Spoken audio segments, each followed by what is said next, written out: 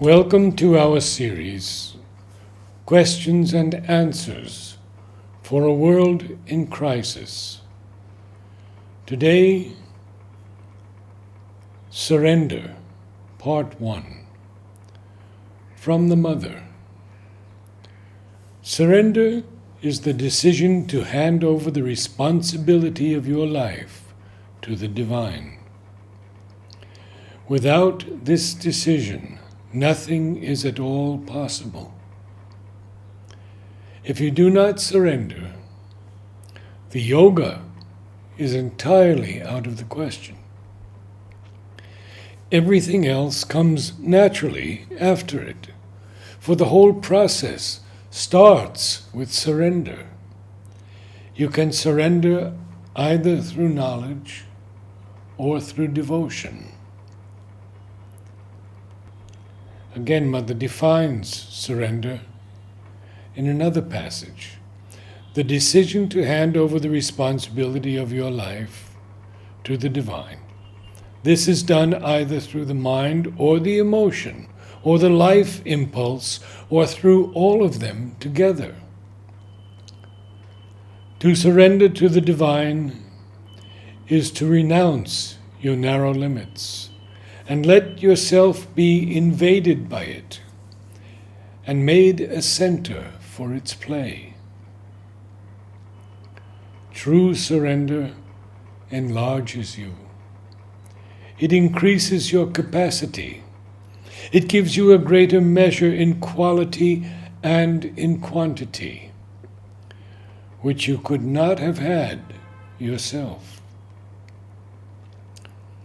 Detailed surrender means the surrender of all the details of life, even the smallest and the most insignificant in appearance.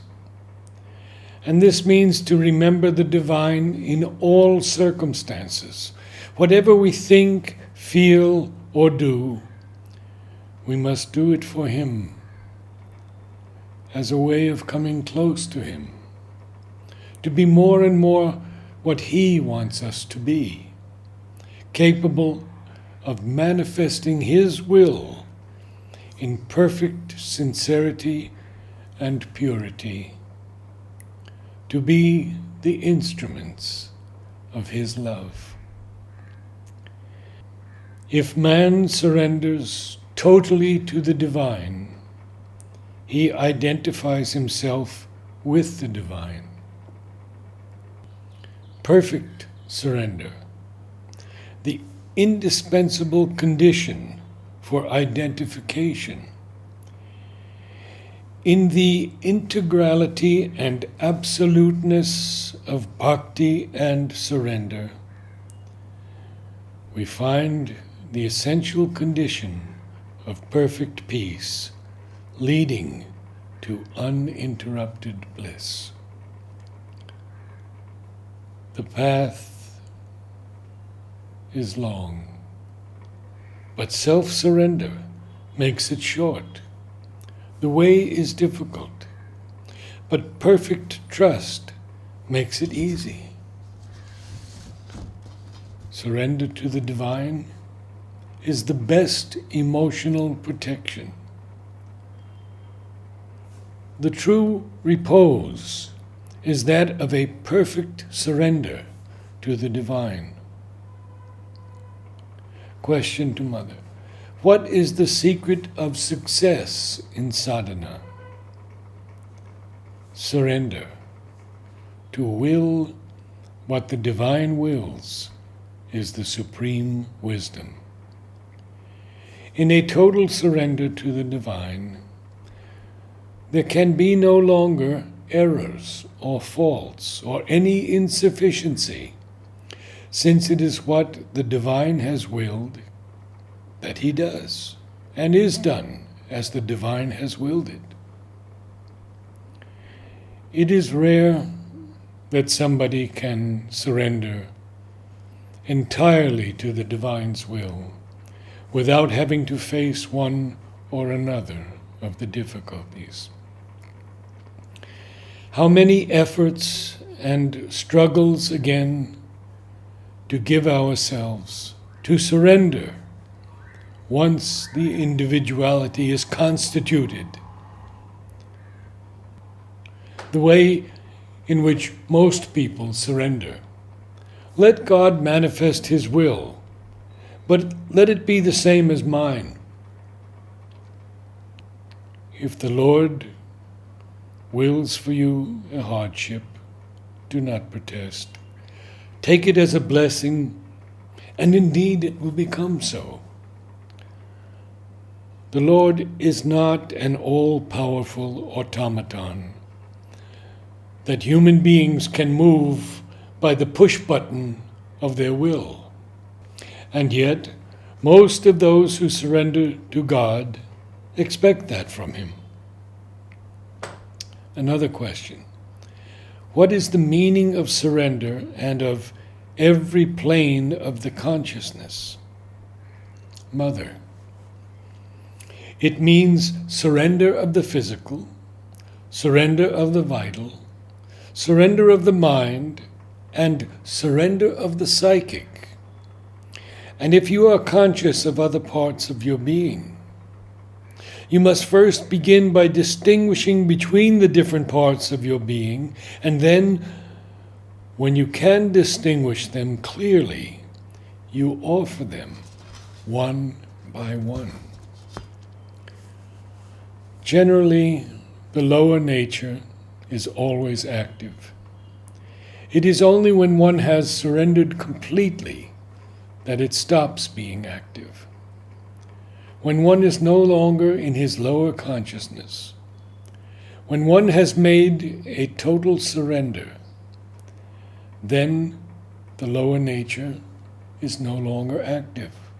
But so long as it is active, personal effort is necessary.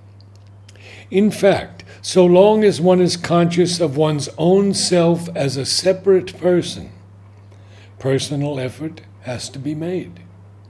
It is only when the sense of separation is lost, when one is not only completely surrendered, but completely fused in the divine, that there is no longer any need of personal effort. But so long as one feels that one is a separate being, one must make a personal effort. That is what he, Sri Aurobindo, calls the activity of the lower consciousness. Quote, a tamasic surrender, refusing to fulfill the conditions, end quote. If it refuses to fulfill the conditions, it is no longer surrender, is it? Mother, exactly. But there are many who think that they have surrendered and tell you, quote, I no longer do anything myself.